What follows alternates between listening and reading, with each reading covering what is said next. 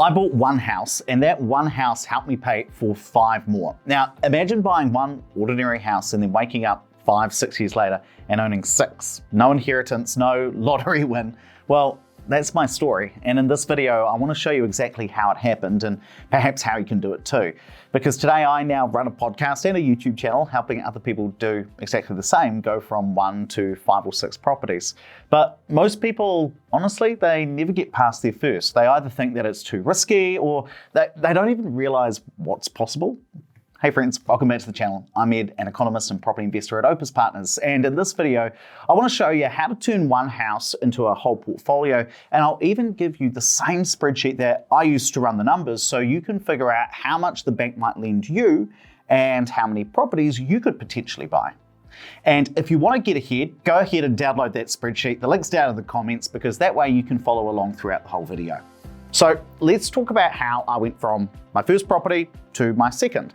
Well, there's this big myth in New Zealand that most people assume that if you've bought a home to live in, if you then want to buy an investment property too, well, you need to start all over again. Save up another $100,000 deposit, cut back on going out, grind it out for years. And what you might not realize is that once you own one property, you can really start to build your wealth. You own an asset that might go up in value, and then on top of that, you're going to be paying down that mortgage. And I get this is pretty obvious, but what you might not realize is that you can use some of that wealth locked in your property to go ahead and buy your next one. And you do that using the no cash needed method. Now, I've done this myself, as you'll see, quite a few times. So the first property I bought was a 2-bedroom apartment down in Christchurch. It wasn't fancy. I got my KiwiSaver out for the deposit, lived in it for 6 months, then turned it into a rental. And after a while, I paid down some of the mortgage, it had gone up in value, so I went to the bank and said, hey, can I buy another one? And they said, okay. And the way that works is that when your house goes up in value, you pay down the mortgage, that creates equity. And that's just the difference between what your house is worth and what you still owe the bank. And you can borrow up to 80% against the value of your house and use whatever's left over after you take away your mortgage as the deposit for your investment. Now, I hadn't renovated this property. I hadn't really done anything special, just lived in it, paid the mortgage and waited, then turned it into a rental. And I borrowed some money against this property and then went and bought that other one. That's property number 2. And rather than teaching you the math of how to figure this all out, you can just use a usable equity calculator to see if you've got that extra deposit hidden in your house. You can either Google usable equity calculator, or I'll just link my favorite one down in the description because who knows? Maybe your next deposit is already within your first home. So how did I go from 2 to 3 properties? Well, unless you've owned your house for ages, it's gone way up in value, or you've smashed down the mortgage, what usually tends to happen is you buy your second property, so maybe your first investment property, and then you're tapped out for a while. The bank won't lend you any money, and this just happens time and time again for almost all investors. Because for most investors, you can't buy 5 properties in 5 minutes. It's more like you buy 5 properties in 5, 10, 15 years. So to go from your first to your second property, to buy 2 properties, you'll often be thinking about your deposit, but to go from owning 2 properties to 3, it's often your income that's holding you back because all of a sudden you've got all this debt.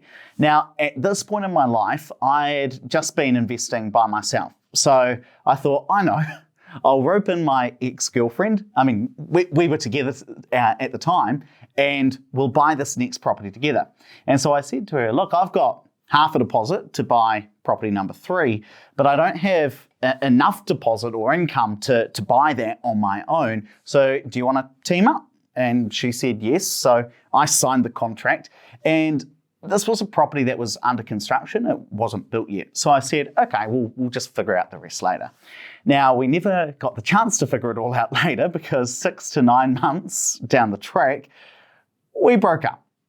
But that wasn't the real issue. The issue was that I'd signed the contract for this property. She hadn't, and so I was on the hook. And look, I still didn't have the rest of the deposit or enough income to buy that just on my own. So I had to rope in and find some other different investing partner. And if I couldn't find someone else to buy this property with me, then I would have lost the almost 70 grand that I'd already put into that property. And honestly, I I panicked. I thought I'd have to walk away and maybe even take that hit losing 70 grand. And I couldn't really afford to do that. So I called up the only person who I knew would say yes. So that's my friend and podcast host, Andrew, and he was keen to go in on it with me. And you might find this too, that you get stuck. You want to keep buying properties, but you can't do it on your own. So you might team up with your parents or your friends or your partner, or just to get yourself over the line.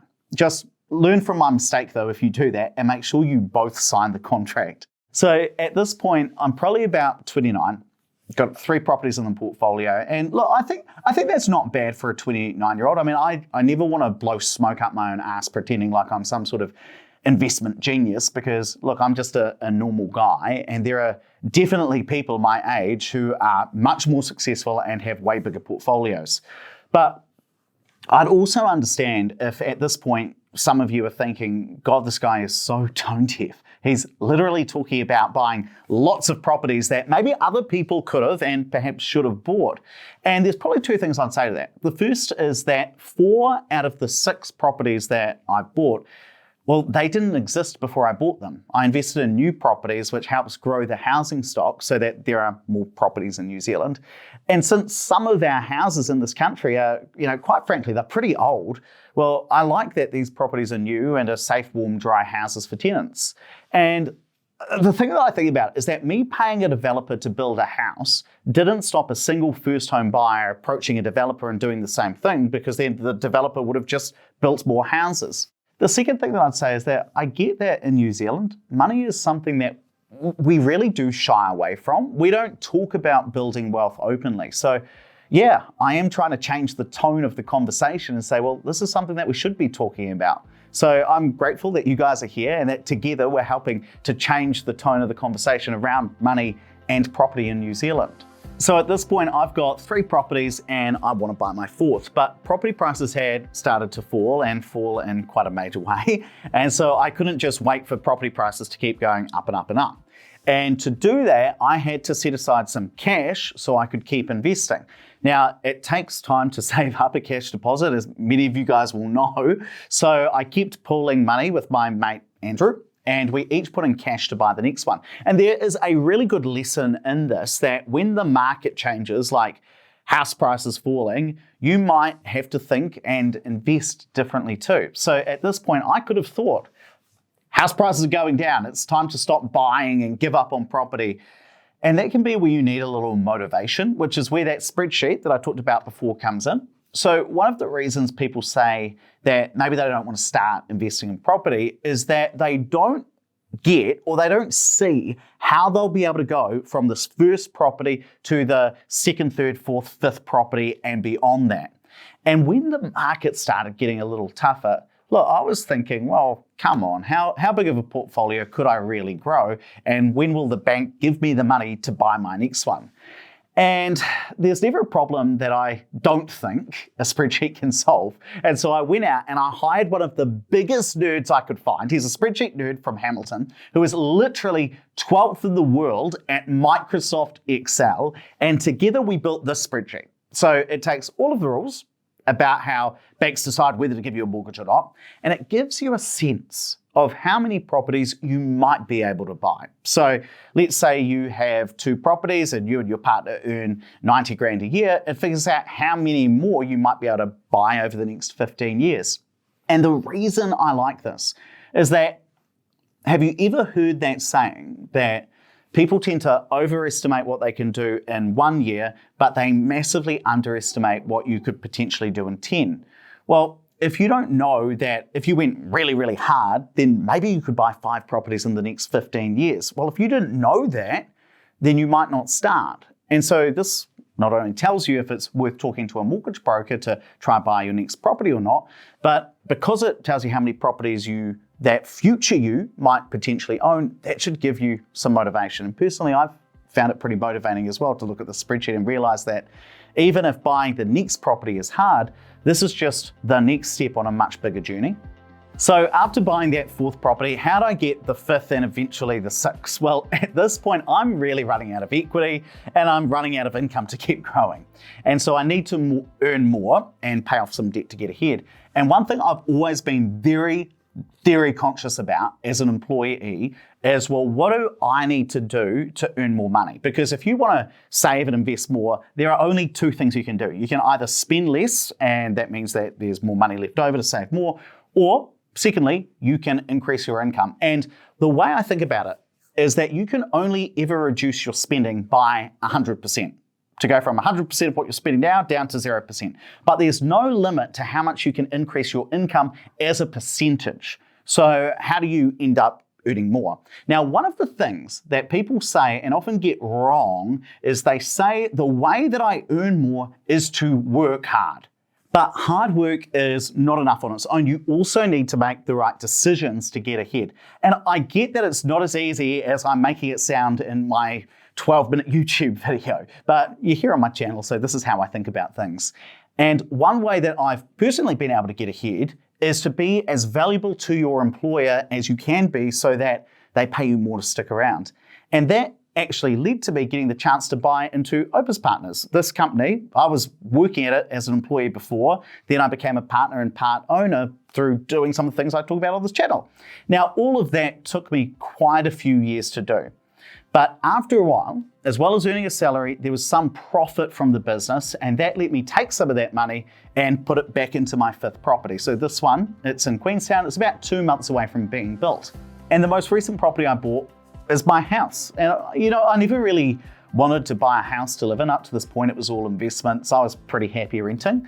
But then I got engaged and wanted to settle down. And at this point, house prices, at least in Auckland, were quite a lot down, like 20% down. So between house prices coming down and therefore becoming a bit more affordable for me, and property prices recovering a bit in Christchurch and some other regions I'd invest in, that meant I could take some money out to buy a house to eventually call my own. And the funny thing is, I did it at a time, again, Auckland property prices were like over 20% under where they were at the peak of the market. And there were a lot of people trying to sell houses. So it was really a buyer's market. And that would scare some people off. But for me, I was a buyer. So I thought, well, this is a pretty good time to be making quite an expensive purchase when no one else is. And all of that experience, starting from my first property, gave me the confidence to pull the trigger on what was and is my biggest purchase yet. Now, that doesn't mean that if you start investing today that you'll get the exact same results as me, even if you do the exact same things I did at a different age. We all have different opportunities that come across our path. So this isn't one of those videos where I say, just do what I did and you're going to get exactly the same result, guaranteed. But this is also not one of those videos where my parents were really rich or my dad got me a job at the bank.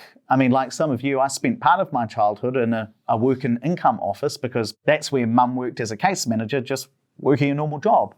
And because us Kiwis, we don't like talking about money, I'd just rather show you the truth of what I did when, because maybe that'll give you a little confidence or motivation to start on your own journey. And that's the exact reason why I created this spreadsheet, so you can get a sense of what your future could look like.